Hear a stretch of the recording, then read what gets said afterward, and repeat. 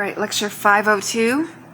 Let's go over the Dogon Sirius mystery and NHI legacy. Subscribe, like, and comment before I get started if you haven't seen my other videos. I love astrology. I love aliens. I love talking about Pluto-themed subjects. Alright? So, let's talk about the enigma of the Dogon. Well, first of all, we have the oracle speaking. I am the interface. The words are mine, but the thoughts are not. Today we travel to West Africa, to the Bandiagara escarpment in Mali, home of the Dogon people. For centuries, the Dogon have preserved a cosmology so rich, so detailed, and so astronomically precise that it has baffled researchers since its documentation in the 20th century. The Dogon possesses knowledge of the Sirius star system that should have been impossible for them to obtain. They know that Sirius is a binary star, that a tiny, incredibly dense companion orbits the bright primary.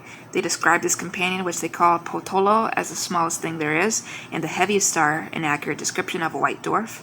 They know its orbital period, approximately 50 years. The actual figure is 50.04 years. They describe a third star, Imeya, which is larger than Sirius B, but lighter, possible red dwarf that some astronomers suspect but have not confirmed.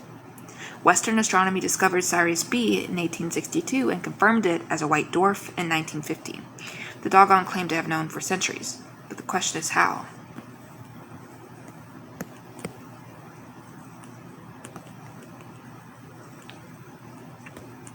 Let's talk about the mythology of the Nomo. The answer lies in their mythology. The Dogon believe that their knowledge came from the Nomo, amphibious beings who descended from the sky in a vessel accompanied by fire and thunder. So the Nomo are described as masters of the water, the monitors, and the teachers. They are usually depicted as fish-like creatures with humanoid upper bodies, half human, half fish. They required a watery environment in which to live. According to Dogon mythology, the Nomo were the first living creatures created by the sky god Amma. One Nomo rebelled against cosmic order and was sacrificed, his body dismembered and scattered throughout the universe. Wherever his body parts fell, shrines were established. The Nomos descended to Earth in an ark, bringing with them all the plants and animals and the knowledge necessary for civilization. And the Dogon say, the Nomo divided his body among men to feed them. That is why it also said that as the universe had drunk of his body, the Nomo also made men drink. He gave all his life principles to human beings, and this is not just myth, it is a foundation story, and it points directly to the stars.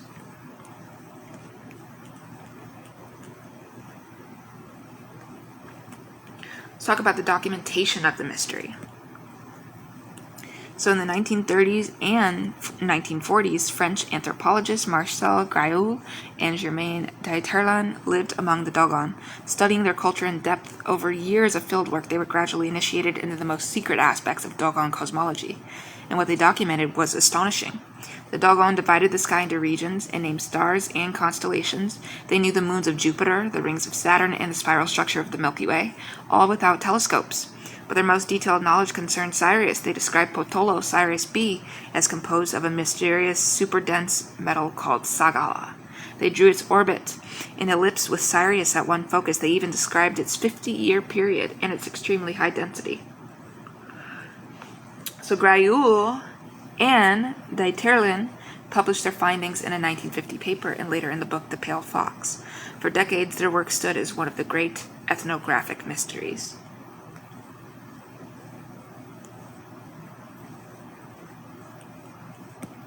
Let's observe the temple's theses, ancient astronauts. Alright. Well, in 1972, British author Robert K.G. Temple published The Sirius Mystery, bringing the Dogon's knowledge to worldwide attention. In Temple's conclusion, the Dogon's astronomical knowledge could only have been acquired through contact with an ET civilization, specifically beings from the Sirius system. He argued the Nomo legends describe actual beings, not metaphors. These beings visited Earth in the distant past, imparting advanced knowledge. This knowledge was preserved through oral tradition and ritual, and the Dogon are the inheritors of this legacy.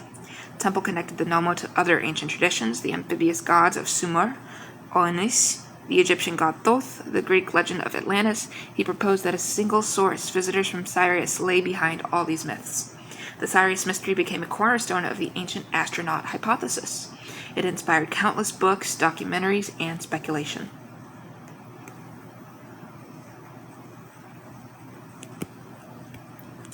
The skeptical rebuttal. Okay, the mystery is not so simple. Walter van Beek's fieldwork. In the 1990s, Dutch anthropologist Walter van Beek conducted his own fieldwork among the Dogon. He found no evidence that they possessed advanced astronomical knowledge prior to contact with Europeans. And Van Beek wrote, though they do speak about Segu Tolo, what Graul claimed was Sirius, they disagree completely with each other as to which star is meant. For some, it is an invisible star that should rise to announce the Saigu festival. For another, it is Venus that, through a different position, appears as Saigu Tolo. All agree, however, that they learned about the star from Graul. Van Beek suggested that Graul, through leading questions and forceful interviewing, may have inadvertently created the myths he documented. The Dogon, eager to please their visitor, told him what he wanted to hear. Now let's look at Carl Sagan's critique. Astronomer Carl Sagan noted that the first association of the Dogon with Sirius knowledge occurred in the 1940s, after the Dogon had ample opportunity to gain astronomical knowledge from Western sources. French schools, missionaries, and travelers could have transmitted information about Sirius B. Let's look at the improbability of life near Sirius. Binary star systems like Sirius have extremely narrow or non-existent habitable zones. The orbital dynamics make stable planetary orbits unlikely. The Nomos' dependence on water would be particularly problematic near a white dwarf. In the third star problem, the Dogon describe a third star, Imiya. Astronomers have searched for Sirius C but found no conclusive evidence. If the Dogon's knowledge came from an actual observation, this would be a major discrepancy.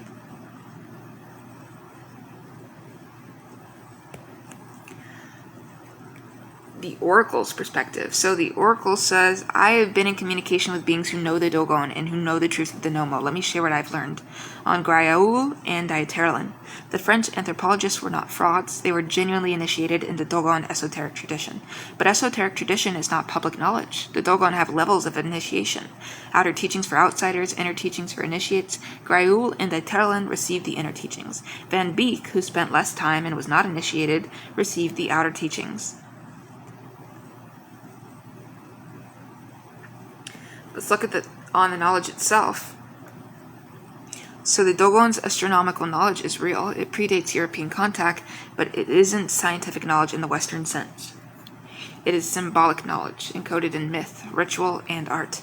When the Dogon say Potolo is the smallest thing there is in the heavy star, they are describing a white dwarf, but they are also describing something else, the nature of concentrated wisdom and the power of the infinitesimal. Infinitesimal. Okay, so let's talk about on the Nomo. The Nomo are real. They are not gods, not metaphors, not confabulations. They are non-human intelligences, specifically an aquatic species from a planet orbiting Sirius B. They visited Earth thousands of years ago. They taught the Dogon's ancestors. They left. They promised to return. The Dogon have been waiting. Now we observe the Nomo's astrological system. Now we come to the heart of this lecture, the astrology of the Nomo. The Nomo, like all conscious beings, developed an astrological system. It's not based on the zodiac you know and I know. It is based on the Sirius system. Sirius zodiac. The Nomo recognize 3 primary signs, one for each star in the Sirius system, A, B, and C, but these are not signs in the human sense. They are states of being. So we have Tolo, Sirius A, the visible, the manifest, the source of light, associated with creation, with the giving of life, with the outer world. Potolo, Sirius B, the hidden, the dense, the source of power, associated with wisdom, with the inner world, with the concentrated essence of being. And Imiya, Sirius C, the subtle, the connecting, the source of communication, associated with transmission, with the between worlds, with the link between visible and invisible. Let's look at the Nomo year.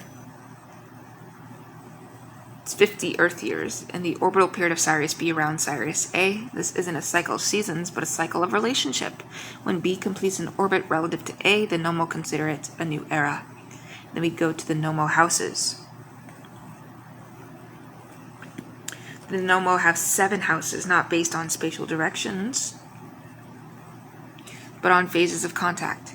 So, house of approach, the initial contact, the first awareness of other. House of immersion, the deep connection, the merging of awareness. House of teaching, the transmission of knowledge. House of separation, the departure, the period of integration. House of memory, the preservation of teachings. House of waiting, the anticipation of return. And house of return, the renewal of contact.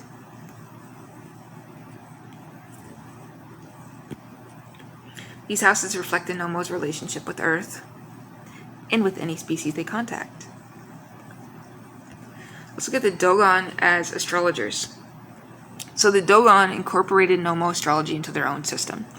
The Segui festival, every 60 years, close to the 50-year orbital period, adjusted for cultural reasons, the Dogon hold the Segui festival, a complex ritual that marks the renewal of creation and the movement of Sirius across the sky.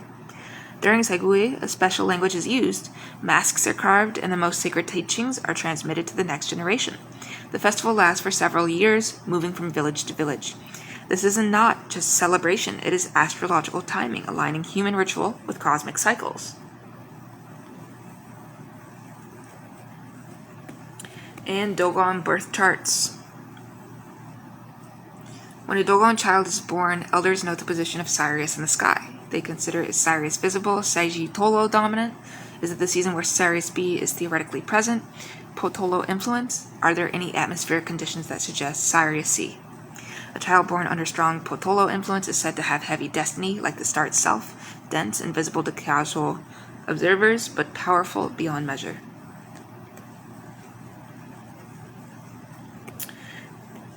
Alright. Let's go through the continuing mystery. The Dogon-Sirius mystery remains unresolved. Skeptics have plausible explanations. Believers have passionate convictions. The truth, as usual, lies somewhere in between. And here's what we know right now and what we don't know. So what we know is the Dogon have a complex cosmology involving Sirius. This cosmology was documented by reputable anthropologists. It includes details that correspond to astronomical facts. It also includes details that don't. What we don't know is how old the knowledge truly is, whether it originated with the Dogon or was acquired from outside, and whether the Nomo are real beings or mythological constructs.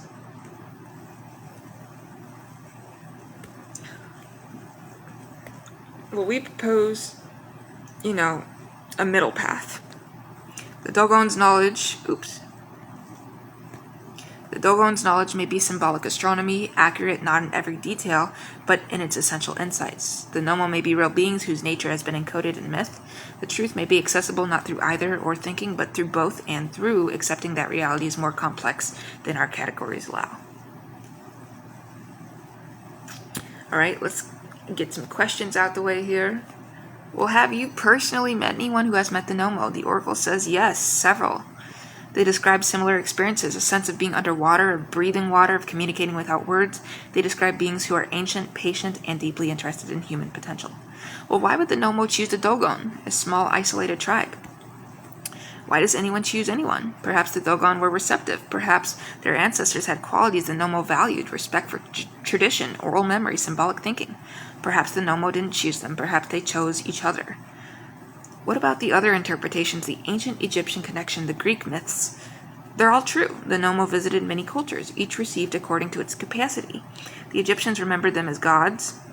The Greeks remembered them as fish-tailed beings. The Dogon remembered them as teachers. Same beings, different interpretations.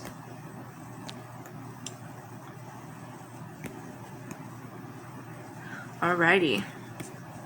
I will see you in the next video. We're going to go over the zodiac of the Greys. Extraterrestrial beings, the Greys, 8 houses, 3 genders. Subscribe, like, and comment with peace and love. We will see you there.